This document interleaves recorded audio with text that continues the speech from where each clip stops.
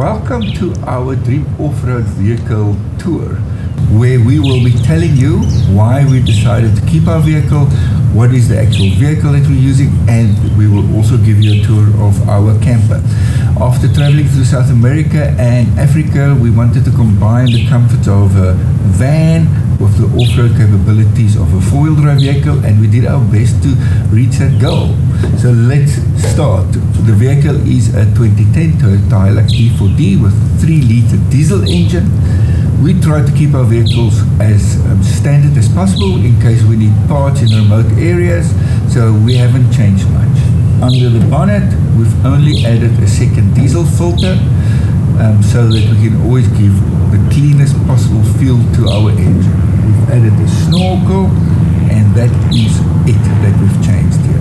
We've done regular maintenance, but that's it. We are currently running Apollo Aptera tires. They are a lot cheaper than the BF Goodrich's. We run 15 inches because we found 15-inch size is easier to replace when you're traveling through Africa.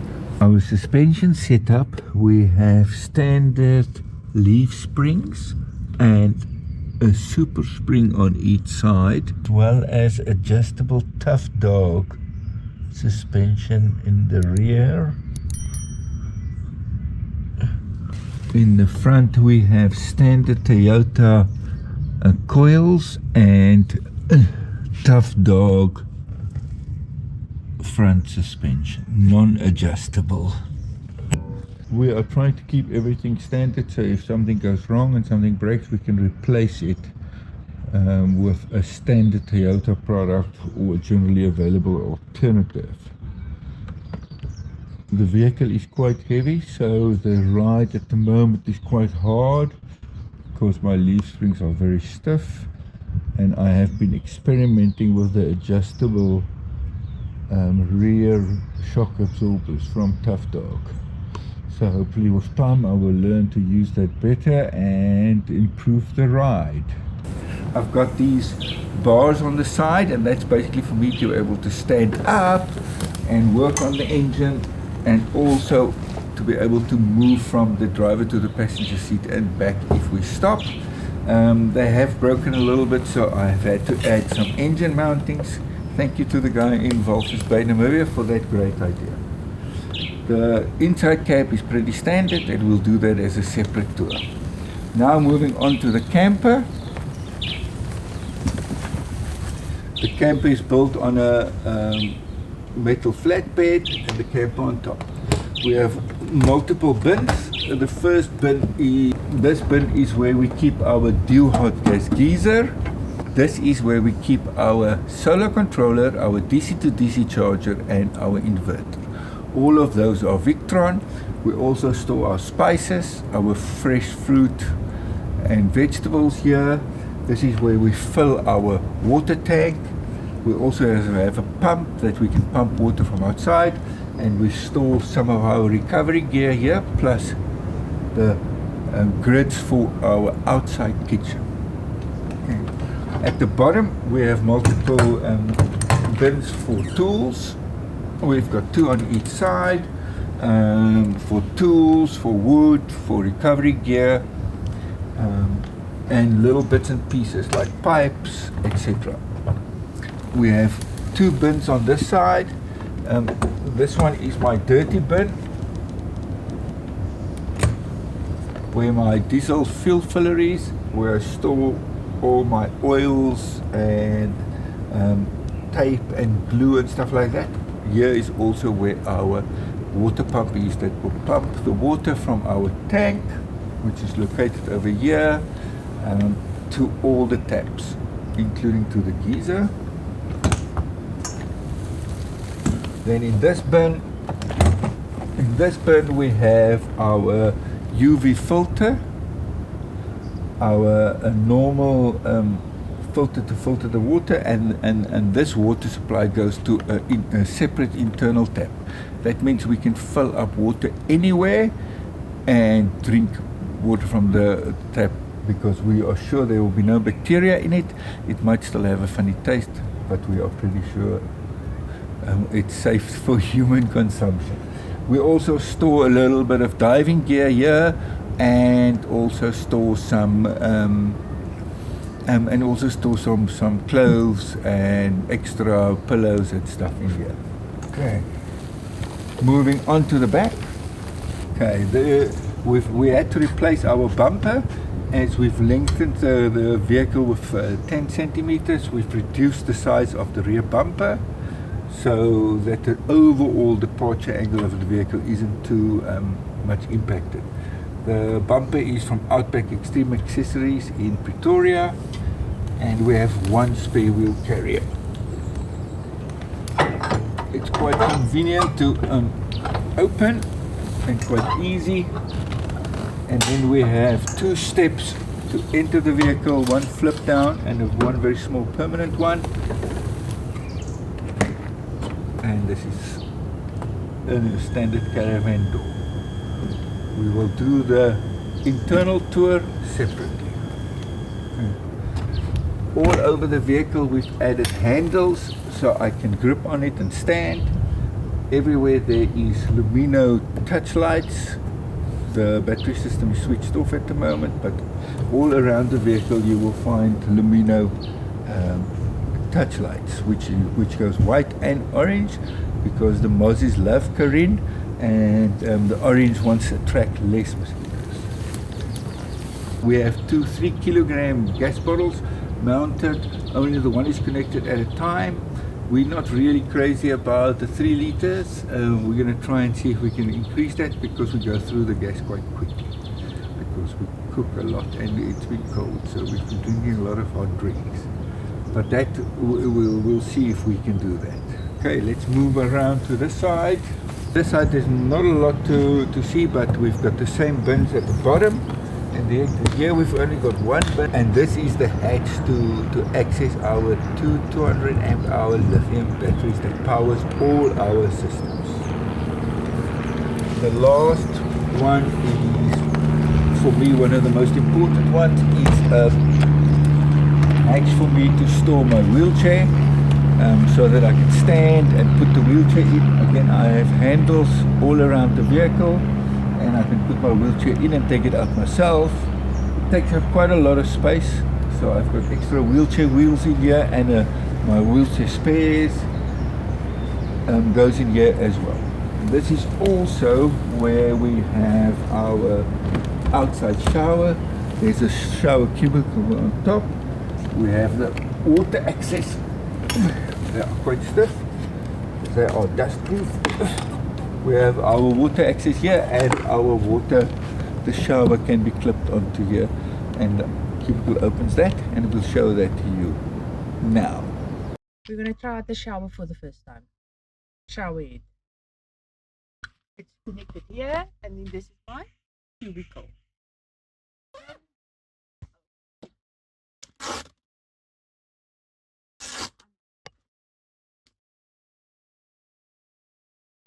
Yeah. It works much better if it's actually closed and locked in.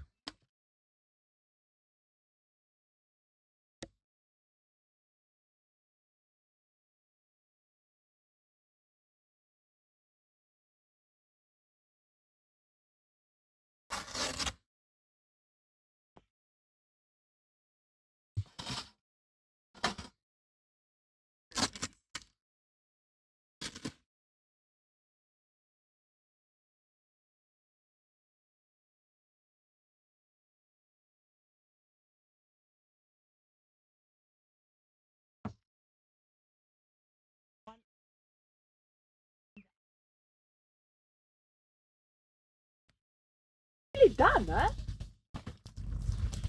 And I really like the shower head to rinse my hair. Strong enough.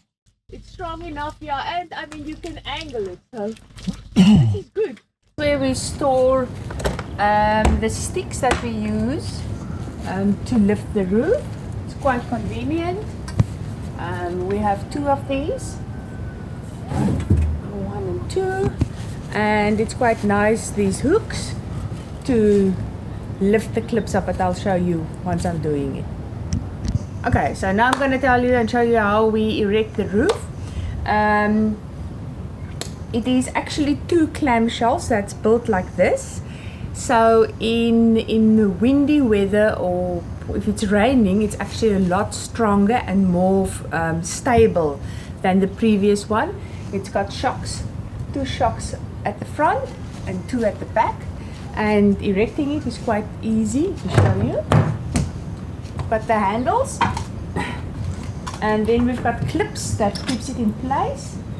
You just unhook it, and then the front one I can just push up because of the shocks. Just there you go. Right. On top of the roof, we have a 420 watt solar panel that generates sufficient energy to be saved in our batteries for basically lights and the inverter. Yeah, that's what we use it for. Okay, let me show you the back. Okay, and now we're going to do the back part. I've got 2 Caribbeans here attached on this side and one on the other side. Normally just get up, clip it loose, and then unhook, put it back. At the same time, I just open the gas.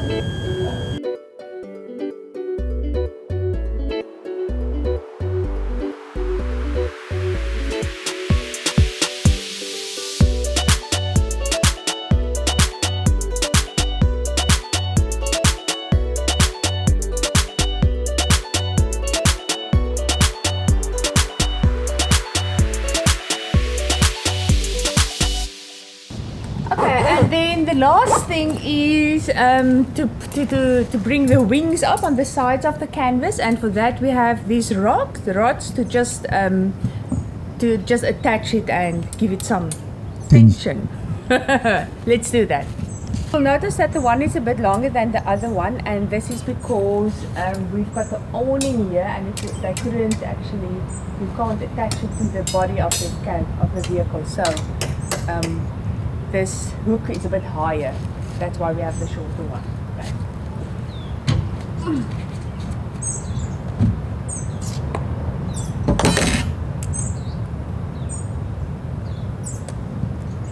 This is really nice when it rains. It catches the rain. And also if we put the awning up in the rain, the rain will actually go from this side on top of the awning, so the side of the car, of the underneath the car, it stays dry the whole time.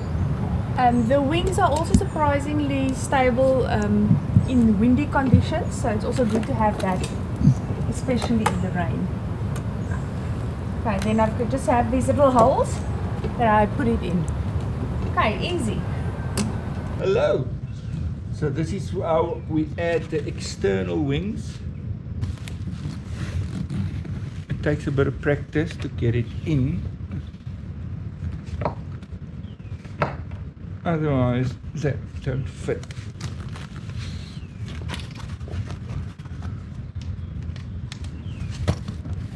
Voila! We're talking about our outside kitchen and our awning. The awning is one of the few things that we kept from our previous camper. Our camper was just nice enough to make us a new cover, so it looks like a new awning, but it's exactly the same 270 awning that we've used all since 2017 about. It works pretty well, but we don't really use it a lot because we camp a lot of times in the shade. But it is very handy to keep the vehicle cool, because if you keep the ground around the vehicle cool, the vehicle itself stays cool and your fridges work less. So for our kitchen, we've got another bin here where we store food, cleaning equipment, and the water tap that attaches here, because that is our hot water for washing our dishes. We have a normal cold water tap which runs from the same pump, but it's not purified. Okay. So next up, I'm going to quickly show you how I open our outside kitchen and take out our table.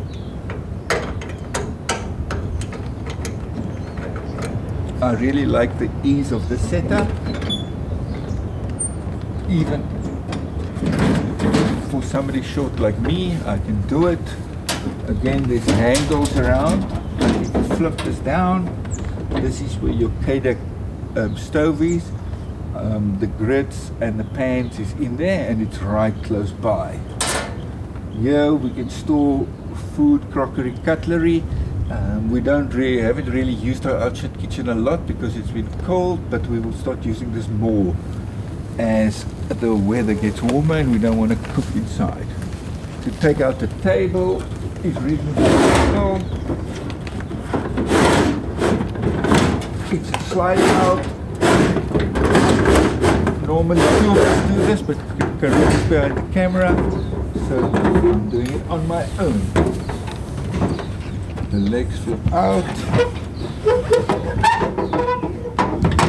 and it's got shocks, and voila, you've got working space there, and you've got working space here.